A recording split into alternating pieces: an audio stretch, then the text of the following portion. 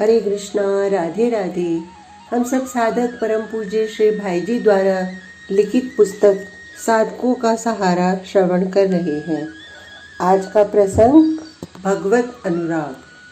क्षणभंगुर मनुष्य शरीर को शास्त्रकारों ने बहुत दुर्लभ बतलाया है। उनका कहना है कि इसी शरीर से यथोचित उद्योग करने पर जीव की अनंत काल की सुख कामना सर्वथा पूर्ण हो सकती है। भगवान ने कृपा करके इस शरीर में ऐसा विवेक दिया है जिससे मनुष्य भले बुरे और नित्य अनित्य का विचार कर बुरे और अनित्य का त्याग तथा भले और नित्य का ग्रहण कर सकता है। विवेक के द्वारा वह अपनी अनादिकाल की कामना को पहचान कर उसकी प्राप्ति के लिए चेष्टा कर सकता है और अंत में उसे पा सकता है।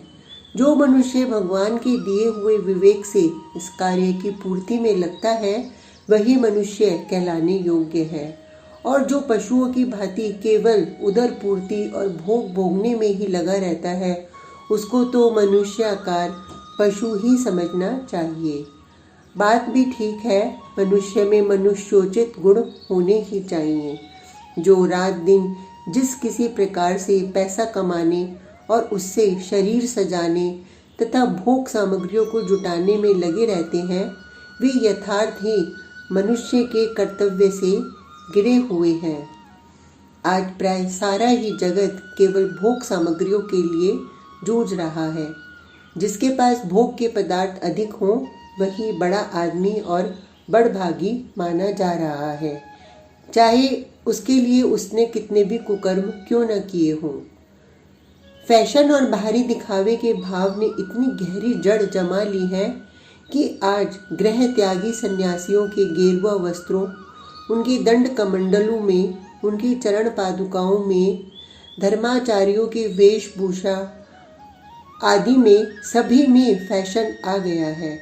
उनकी ऊपर की सादगी दिल की सादगी का सच्चा प्रतिबिंब नहीं है। किस प्रकार दूसरे हमें देखकर मुग्ध हों, कैसे कोई हमारी वाणी, कलम, पोशाक, चाल और चाह पर रीझे, हृदय को टटोल कर देखा जाए तो प्राय अधिकांश के अंदर ऐसे ही भाव पाए जाएंगे।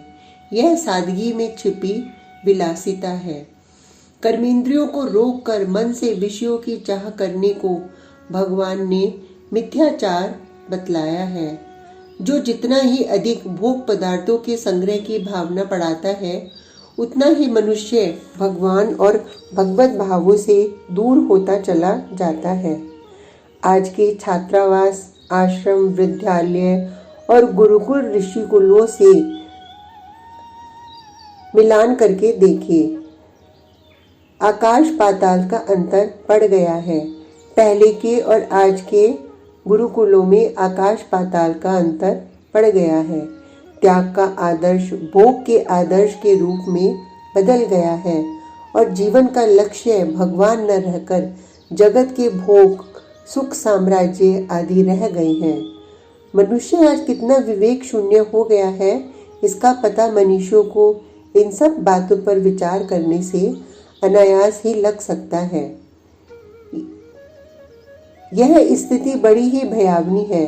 अभी पता नहीं लगता, परंतु जब इसका परिणाम सामने आएगा तब दुख की सीमा न रहेगी। परंतु पूर्व पुण्य या साधु पुरुषों के संग से जिनके मन में कुछ भी मानव जीवन के उद्देश्य संबंधी विवेक जागृत है उन लोगों को तो सावधानी के साथ अपने जीवन का मार्ग स्थिर कर उस पर चलना आरंभ कर ही देना चाहिए। सबसे पहले विवेक से निर्णय करके जीवन का लक्ष्य स्थिर कर लेना चाहिए, और यह ध्येय परमात्मा है। जब तक उसकी प्राप्ति नहीं होगी तब तक जीव के दुखों का अंत किसी प्रकार, किसी उपाय से नहीं हो सकता। तदंतर उस लक्ष्य के विरोधी सभी कार्यों से मुंह मोड़कर लक्ष्य के सम्मुख होकर चल देना चाहिए। यह बात सदा स्मरण रखनी चाहिए कि मनुष्य शरीर इंद्रियों के तृप्त होने करने की झूठी झांकी दिखाने वाले भोगों के लिए नहीं है। यह शरीर है भगवान को प्राप्त करने के लिए।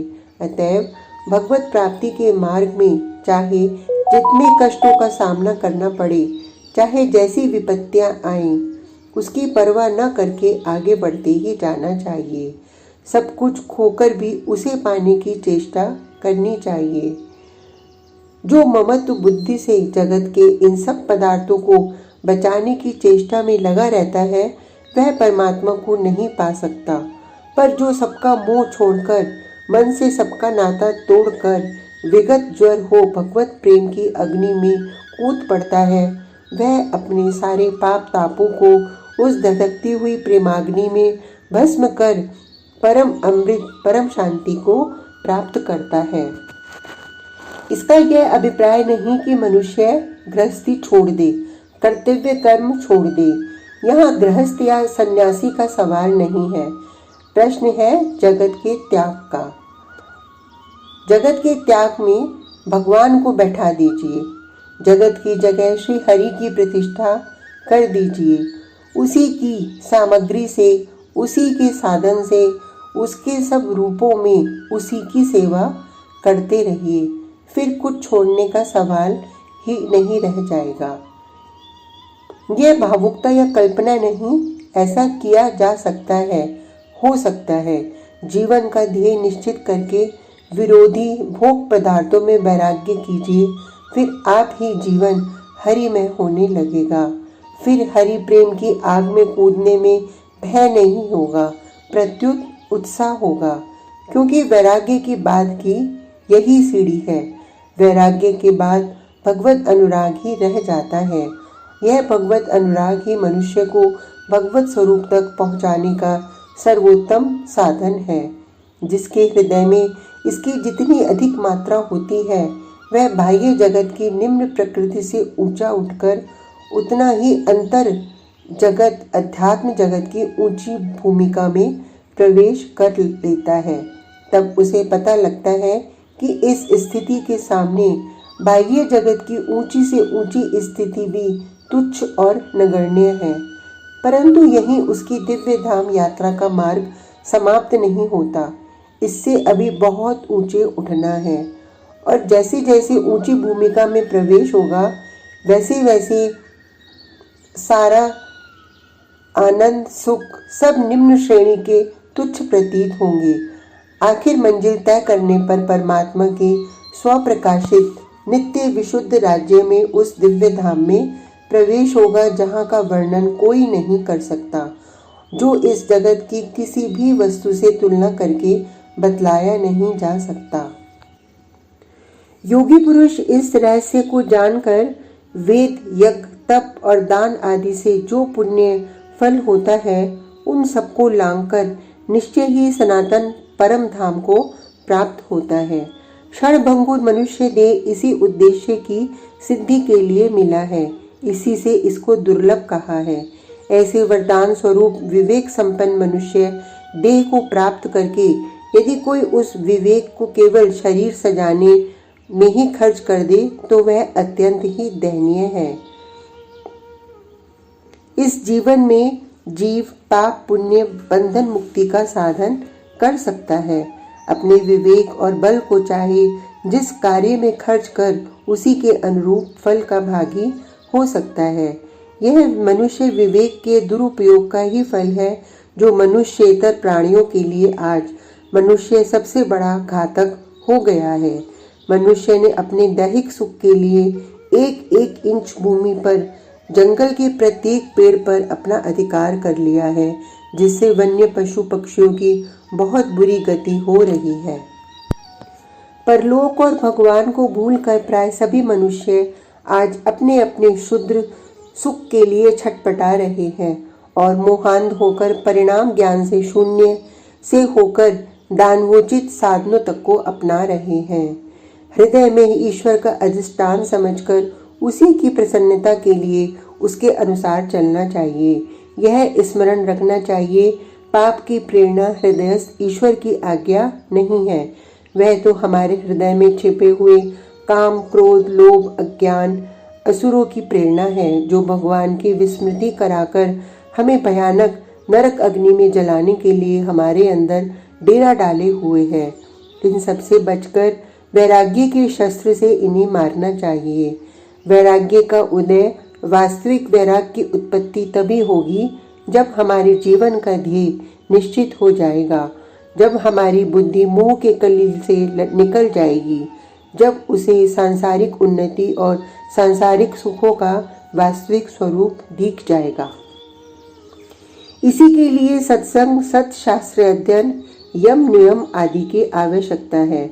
मनुष्य जीवन बहुत थोड़ा है, प्रतिक्षण हमारे जीवन का नाश हो रहा है, अनेक प्रकार की विघ्न बाधाएं सामने हैं। अतएव बहुत ही शीघ्र इस उपाय में लग जाना चाहिए, जिससे हम तुरंत ही अपने जीवन का ध्येय निश्चित कर उसको पाने के लिए गुरु और शास्त्र कथित मार्ग पर आरूढ़ होकर चलना आरंभ कर दें।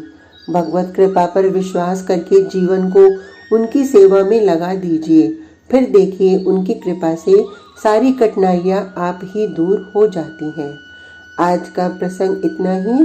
कल तक के लिए हरे कृष्णा, राधे राधे।